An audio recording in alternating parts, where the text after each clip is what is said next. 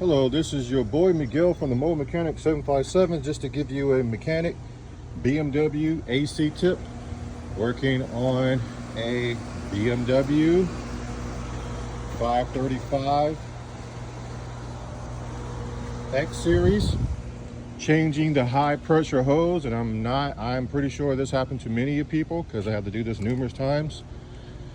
This high pressure hose got rubbed on right here by this piece that is sitting right here on the fan shroud. So as the car is vibrating, it's just cutting itself, by which that nice gash that's sitting right here, let me get out of the sun, is sitting right here, has happened. So the easy cure for it is to put the new line in as you normally would. Find you some wire looms. Don't stress out the wire looms, but just zip tie it to the wire looms so it has zero chance of ever even getting close to the fan.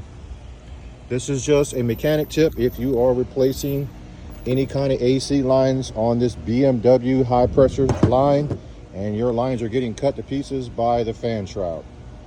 If you like this video, please like, subscribe, and share. Thank you.